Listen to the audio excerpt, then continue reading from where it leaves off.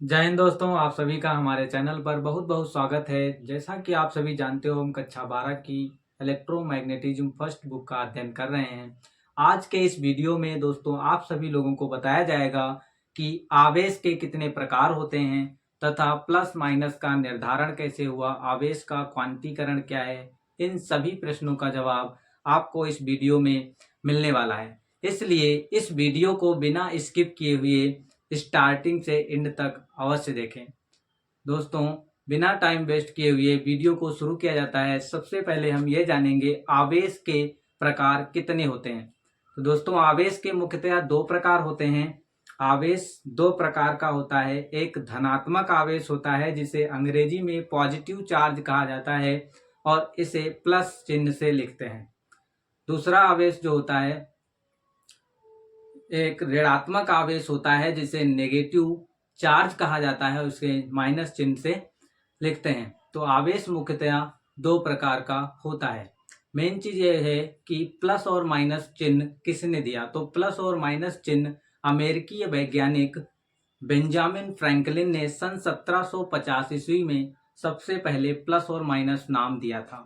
तो अगर कोई पूछता है कि प्लस माइनस निशान सबसे पहले किसने दिया, तो उनको बताना, सुन भाई, सबसे पहले अमेरिकी वैज्ञानिक बेंजामिन फ्रैंकलिन ने सन 1750 ईस्वी में प्लस माइनस निशान को बताया था। प्लस माइनस निशान को बताया था। तो मैं इन सारी चीजों को इस ब्लैक बोर्ड पे लिखता हूं। जिस बच्चे को नोट्स बनाना हो वो बना सकता है।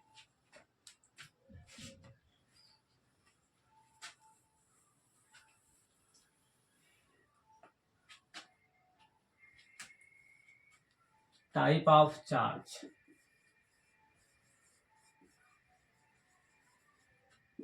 चार्ज आवेश के प्रकार। आवेश के प्रकार।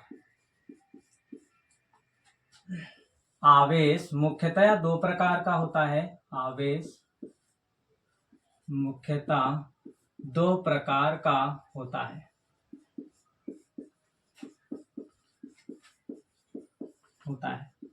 नंबर एक जो होता है दोस्तों, वो होता है धनात्मक आवेश। धनात्मक आवेश। धनात्मक आवेश को अंग्रेजी में एनसीईआरटी वालों के लिए अंग्रेजी में पॉजिटिव चार्ज कहा जाता है। क्या कहा जाता है? Positive charge. इसको प्लस से लिखते हैं। नंबर दो ऋणात्मक आवेश होता है। ऋणात्मक आवेश, इसको अंग्रेजी में नेगेटिव चार्ज कहते हैं। नेगेटिव चार्ज, इसको माइनस चिन्ह से लिखा जाता है। प्लस माइनस का निशान किसने दिया? मैंने तुमको सबसे पहले बता दिया, बेंजामिन फ्रैंकलिन भाई साहब ने 1750 ईस्वी में, अमेरिकी वैज्ञानिक थे, इन्होंने प्लस माइनस निशान दिया था। दूसरी चीज है कि आप प्लस माइनस चिन्ह का निर्धारण इन्होंने कैसे कर दिया कि ये प्लस होगा और ये माइनस होगा। तो उन्होंने कुछ अपने थिंकिंग थी, उनकी कुछ विचार थे, इस प्रकार से उन्होंने प्लस माइनस निशान के खोज किया था।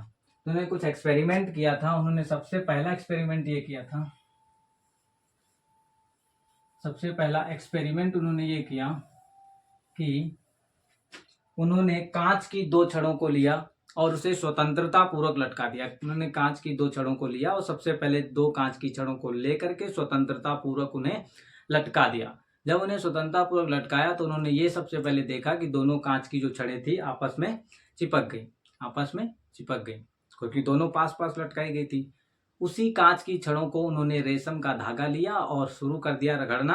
रगड़ने से उसके बाद उन्होंने जब रगड़ने के बाद देखते हैं कि दोनों कांच की जो छड़ें थी, जब उन्हें स्वतंत्रता पूर्वक लटकाया गया तो वो एक दूसरे की दुश्मन बन गई, एक दूसरे से दूर हट रही थी।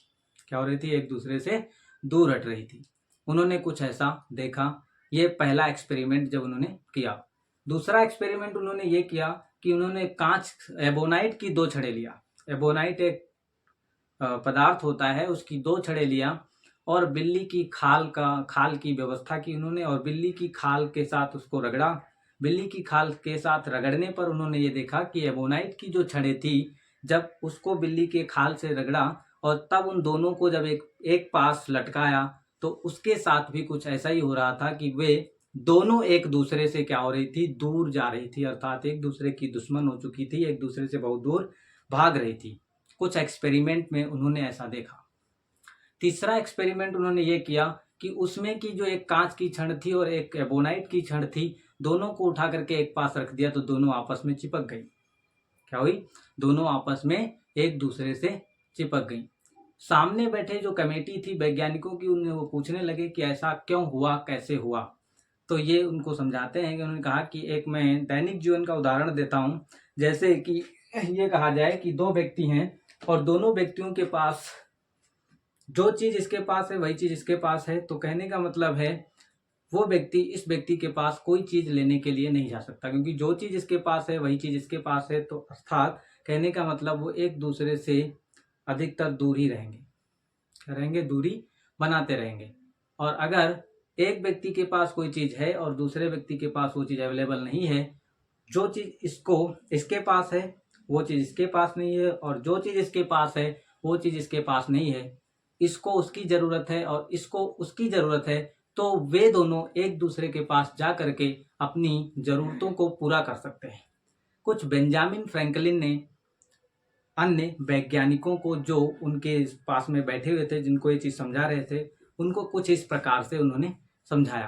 तो उन्होंने बताया कि कुछ ऐसा ही हुआ होगा कि कांच की छड़ जो थी, जब इसको रेशम के धागे से रगड़ा होगा तो इस पर प्लस आ गया होगा, इस पर भी प्लस आ गया होगा, इसलिए वो एक दूसरे से दूर जा रही होंगी। और जब एबोनाइट की छड़ को लिया होगा तो इस पर माइनस आया होगा, इस पर भी माइनस आ गया होगा, इसलिए वो एक दूसरे से दूर जा रही होंगी।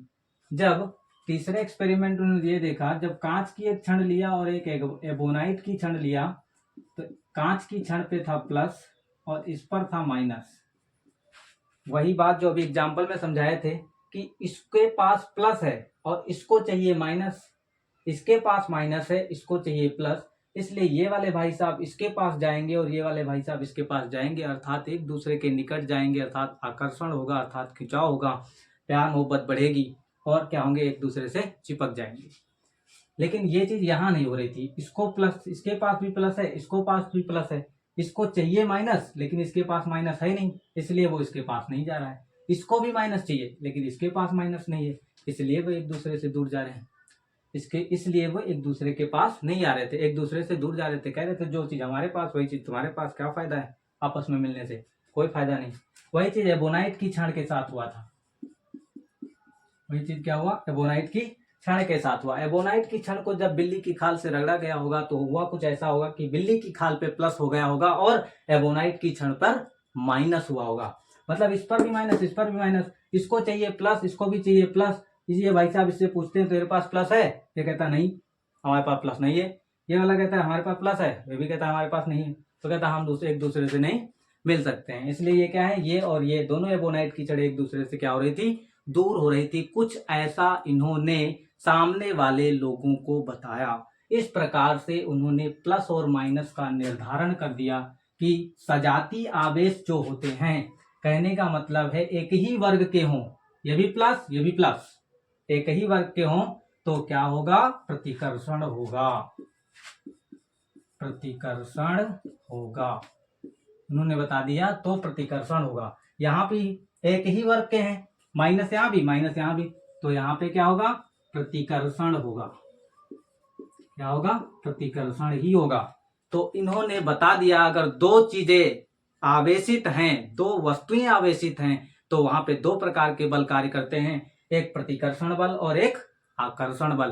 क्योंकि अगर सजातीय आवेश होगा तो प्रतिकर्षण, विजातीय आवेश होगा तो आकर्षण। विजातीय का मतलब है यहाँ पे प्लस, यहाँ पे माइनस, क्या है, वर्ग अलग अलग है, मतलब ये प्लस है ये माइनस है, तो ये क्या होगा, आकर्षण करेगा। क्या करेगा, एक दूसरे के पास जाएगा।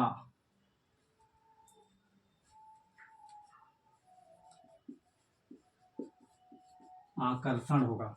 इस प्रकार से दोस्तों प्लस और माइनस का निर्धारण किया होगा। ठीक है, तो इस चीज को मैंने आप लोगों को समझा दिया कि बेंजामिन फ्रैंकलिन ने आखिर प्लस और माइनस का निर्धारण कैसे किया होगा। अब मैं इसके बाद जानूंगा कि आवेश का क्वांटीकरण क्या होता है।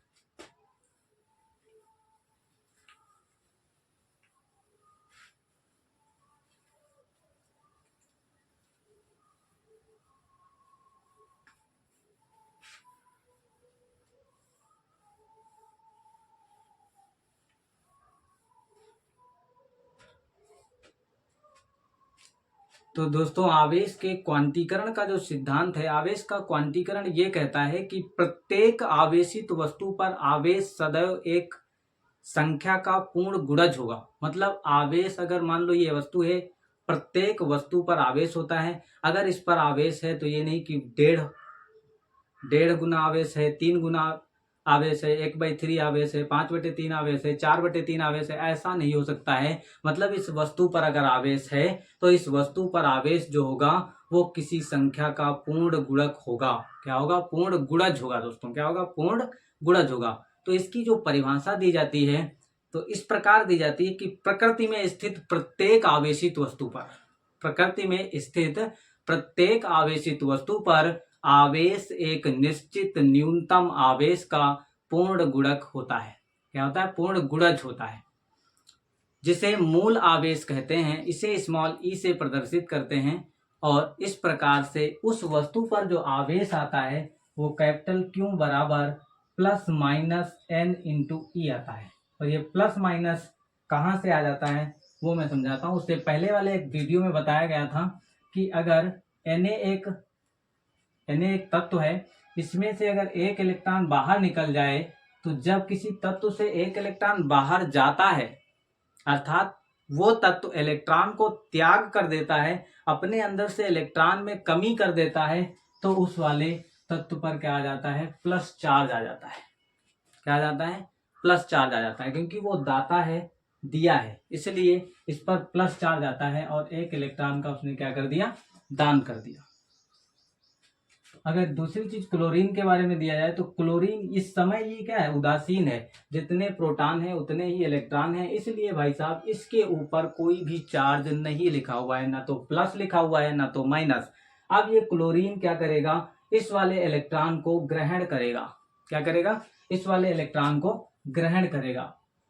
और जैसे ही ये इलेक्ट्रॉन ग्रहण करेगा तो यहाँ पे क्या हो जाएगा? इसमें एक इलेक्ट्रॉन की वृद्धि हो जाएगी। अर्थात अगर किसी से तुम पैसे उधार लेते हो तो फिर उसको तुम्हें चुकाना भी पड़ेगा, अर्थात ऋण आवेश आएगा। कौन सा आवेश आ जाएगा? ऋण आवेश आ जाएगा, अर्थात यहाँ पे माइनस चार्ज आ जाएगा। और ऐसा होता ही क्यों है? क्योंकि सोडियम का, अगर तुम सोडियम के इलेक्ट्रॉनिक विन्यास की बात करो तो सोडियम में 2,8,1 अर्थात 11 प्रोटॉन होते हैं। इलेक्ट्रॉनिक विन्यास जो होगा वो 2,8,1 होगा। अगर क्लोरीन के इलेक्ट्रॉनिक विन्यास की बात की जाए तो इसमें जो होते हैं वो 17 होते हैं, इसलिए 2,8,7 होगा। अब एक चीज देखो, हर एक तत्व चाहता है कि हम क्या करूं? अपने अष्टक को पूरा कर लूं। हर एक तत्व जो होता है वो न्यूट्रल होना चाहता है, उदासीन। तो अब यहाँ पे क्या है? इसके बाह्यतम कोश में 1 इलेक्ट्रॉन है, इसके बाह्यतम कोश में 7 इलेक्ट्रॉन है। अगर ये क्या चाहता है? ये अपने बाह्यतम कोश के अष्टक को पूरा करना चाहता है। ये चाहता है सोडियम कि हमको 7 इलेक्ट्रॉन कहीं से और मिल जाए और मैं उसको ग्रहण करके क्या हो जाऊं? संतुष्ट हो जाऊं। फिर ये चाहता है क्लोरीन कि हमको कहीं से 1 इलेक्ट्रॉन और मिल जाए और मेरा अष्टक पूरा हो जाए, मैं खुश हो जाऊंगा। लेकिन यहाँ पे सोडियम को 7 इलेक्ट्रॉनों को ग्रहण कराना बहुत मुश्किल है। 7 इलेक्ट्रॉनों को ग्रहण कराने में क्या होगा? सोडियम का जो नाभिक होता है, मान लो ये नाभिक है, नाभिक में कितने प्रोटॉन होते हैं? सोडियम पे होता है 11-23, तो यहाँ पे 11 है। पहले सोडियम का जो नाभिक था, 11 प्रोटॉन वाला नाभिक, कितने इलेक्ट्रॉनों को संभाल रहा था? 11 इलेक्ट्रॉनों को संभाल रहा था। अब क्या कर रहे हो? इस पे जब बाहर से इलेक्ट्रॉन दोगे, दूसरा दोगे, यहाँ पे 12 हो जाएंगे, फिर दोगे 13 हो जाएंगे, फिर दोगे 14 हो जाएंगे। तो कहने का मतलब है इस नाभिक को, सोडियम के 11 प्रोटॉन वाले नाभिक को क्या करना पड़ेगा? इन इलेक्ट्रॉनों को संभालना थोड़ा मुश्किल हो जाएगा। इसलिए होता यह है, इस सोडियम के तत्व को बाहर से ऊर्जा दी जाती है, अर्थात विद्युत आर्क लगा करके, या फिर इसे हीट कर दो तो इसके बाह्यतम कोश में जो 1 इलेक्ट्रॉन होता है वो अपनी कक्षा छोड़ के चला जाता है, खिसक लेता है। और जैसे ही खिसकता है इसका अष्टक पूरा हो जाता है और ये अपने आप में पूर्ण हो जाता है। इसलिए ये सोडियम क्या करता है? अपने अंदर से 1 इलेक्ट्रॉन को बाहर कर देता है। और यहाँ पे दोस्तों क्लोरीन क्या करता है? क्लोरीन चाहता है कि हम, क्लोरीन जो होता है, क्लोरीन का जो नाभिक होता है, मान लो क्लोरीन का नाभिक है, इसमें प्रोटॉनों की जो संख्या है वो कितनी होती है? 17। 17 प्रोटॉन वाले दोस्तों नाभिक, 17 प्रोटॉन वाले क्लोरीन के नाभिक को 17 इलेक्ट्रॉनों को संभालना होता है। अब अगर इसमें से एक इलेक्ट्रॉन बाहर किया, क्या किया, एक इलेक्ट्रॉन बाहर किया, एक इलेक्ट्रॉन तो आसानी से निकाल सकते हो। जैसे ही इसमें से एक इलेक्ट्रॉन निकालोगे तो इसमें इलेक्ट्रॉनों की संख्या हो जाएगी 16, अर्थात इसके बाह्यतम कोश में 6 इलेक्ट्रॉन बचेंगे। अब पहले 17 प्रोटॉनों को 7 इलेक्ट्रॉनों को संभालना पड़ रहा था, लेकिन जैसे ही इसमें से एक इलेक्ट्रॉन बाहर गया तो इसमें 6 इलेक्ट्रॉन बचे। अब वो 17 प्रोटॉन वाला नाभिक क्या करेगा, 6 इलेक्ट्रॉनों को और मजबूती से पकड़ लेगा। तुमने विद्युत आर्क फिर लगाया, जैसे ही विद्युत आर्क लगाओगे अब की बार इसको कुछ ज्यादा ऊर्जा देनी पड़ेगी, तब 6 इलेक्ट्रॉनों में से एक इलेक्ट्रॉन को निकालना और थोड़ा इस पहले वाले की तुलना में थोड़ा मुश्किल होगा। मान लिया कि तुमने 6 में से एक और निकाल लिया तो बाह्यतम कोश में 5 इलेक्ट्रॉन बचे। अब बाह्यतम कोश में 5 इलेक्ट्रॉन बचे। अब पहले 17 प्रोटॉनों को 7 इलेक्ट्रॉन संभालने पड़ रहे थे, फिर 6 संभालने पड़े, फिर 5 संभालने पड़े। तो कहने का मतलब 17 प्रोटॉन 5 इलेक्ट्रॉनों को इतनी मजबूती से पकड़ लेंगे कि आप ऊर्जा चाहे जितनी दे दो, इसमें से अब इलेक्ट्रॉन को निकालना बहुत मुश्किल, अर्थात ये समझ लो को बड़ा मुश्किल होता है इसके नाभिक से इलेक्ट्रॉन को निकालना। इसलिए क्या होता है, क्लोरीन क्या करता है, बाहर से एक इलेक्ट्रॉन को सीधे ग्रहण करता है, और जैसे ही ग्रहण करता है उसका अष्टक पूरा हो जाता है और ये क्या होता है, संतुष्ट हो जाता है। इसलिए दोस्तों क्लोरीन क्या करता है, इलेक्ट्रॉन को ग्रहण करता है, और सोडियम क्या करता है, इलेक्ट्रॉन को दान करता है। अब मान लो एक वस्तु है, ये वस्तु इस समय न्यूट्रल है, उदासीन है, इस पर किसी भी प्रकार का कोई चार्ज नहीं है। जब इस वस्तु को बाहर से इलेक्ट्रॉन दोगे तो बाहर से इलेक्ट्रॉन दिया तो इलेक्ट्रॉनों की वृद्धि होगी, और जब इलेक्ट्रॉनों की वृद्धि होगी तो माइनस चार्ज आएगा। यहाँ पे मैंने समझाया कि जब इलेक्ट्रॉनों की वृद्धि होगी तो चार्ज कैसा आएगा, माइनस। और जितना मान लो तुमने एक इलेक्ट्रॉन दिया तो माइनस का 1 इंटू 1 इलेक्ट्रॉन का आवेश, क्योंकि जो न्यूनतम आवेश होता है उसे मूल आवेश कहा जाता है, उसे स्मॉल ई से लिखा जाता है। किससे लिखा जाता है, स्मॉल ई से। तो जो कम से कम तुम इसको चार्ज दोगे, कम से कम बाहर से जो इलेक्ट्रॉन दोगे वो क्या दोगे, कम से कम 1 दोगे। 1 इलेक्ट्रॉन मान लो इसको दिया, जैसे क्लोरीन है ये, और क्लोरीन को जैसे ही तुमने 1 दिया तो यहाँ पे 1 इलेक्ट्रॉन की वृद्धि हुई। अब जब क्लोरीन के 1 इलेक्ट्रॉन की वृद्धि होगी तो उस पर ऋण चार्ज आएगा, इसलिए माइनस का 1 आएगा, और यहाँ पे क्या आ जाएगा, स्मॉल ई। तुमने 2 दिया तो यहाँ पे 2 आ जाएगा, माइनस का 2 इंटू ई। 3 दोगे तो माइनस का 3 इंटू ई। इस प्रकार से n दोगे तो यहाँ पे आएगा माइनस का n इंटू ई। तो दोस्तों ये चीज समझ में आई। अगर इसी वाले वस्तु पर यह चीज किया जाए कि इलेक्ट्रॉन ग्रहण करने के बजाय ये वस्तु इलेक्ट्रॉन को दान करे, मान लो ये वस्तु 1 इलेक्ट्रॉन दान करती है। जब ये वस्तु 1 इलेक्ट्रॉन का दान करती है तो चार्ज दोस्तों कैसा आता है, प्लस का चार्ज आएगा। 1 दान करेगी तो प्लस का 1, 2 दान करेगी तो प्लस का 2, 3 दान करेगी तो प्लस का 3, 4 दान करेगी तो प्लस का 4, और अगर n दान करेगी तो प्लस का n। ठीक है, इस प्रकार से यहाँ पे जो फार्मूला निकल के आता है, इस वस्तु पर जो आवेश है वो प्लस माइनस n इंटू ई आएगा। क्या आएगा, प्लस माइनस n इंटू ई। जो चीज मैंने समझाई है इस चीज को मैं ब्लैक बोर्ड पे लिखता हूँ, जिस बच्चे को नोट्स बनाना होगा वो बना सकता है।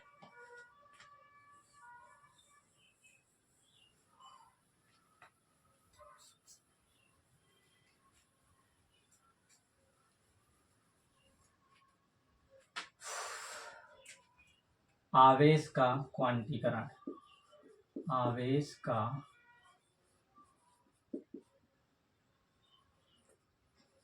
क्वांटीकरण, इस चीज की परिभाषा बताते हैं। प्रकृति में स्थित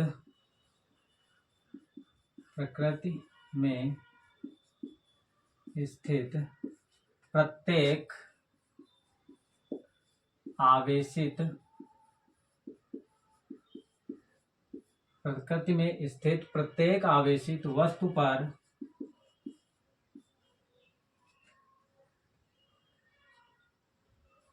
आवेश एक निश्चित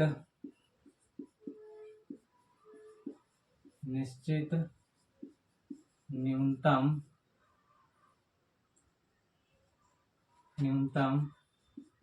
आवेश निश्चित न्यूनतम आवेश का पूर्ण गुणज होता है।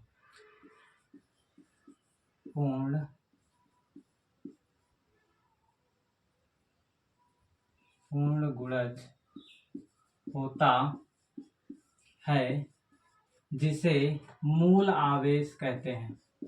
जिसे मूल आवेश कहते हैं।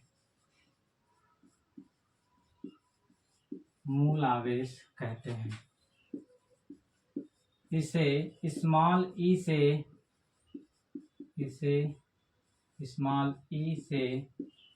प्रदर्शित करते हैं।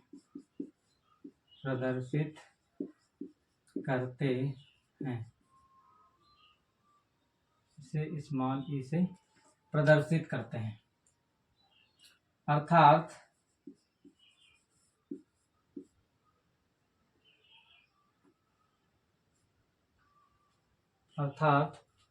वस्तु पर जो आवेश होगा वो प्लस माइनस n इंटू ई होगा, जहां n स्थानांतरित इलेक्ट्रॉनों की संख्या है। जहां स्मॉल n क्या है? स्थानांतरित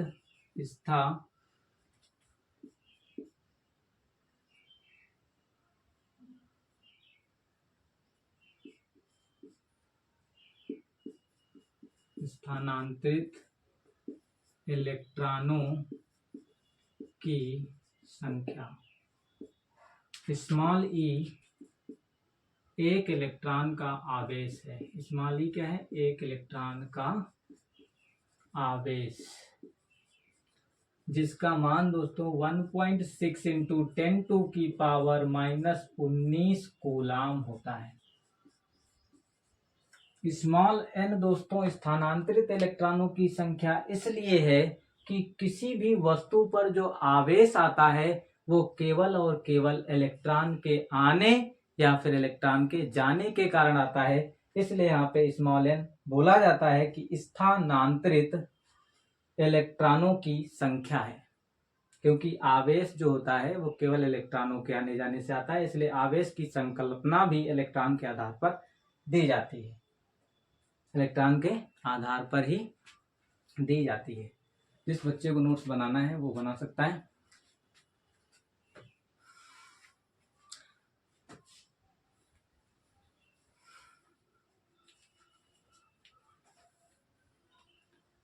तो दोस्तों, अगर आप लोगों को इस प्रकार के वीडियो अच्छे लगते हैं तो हमारे चैनल को लाइक, शेयर और सब्सक्राइब करें। वीडियो देखने के लिए धन्यवाद। जय हिंद दोस्तों, अगले वीडियो में फिर मिलेंगे।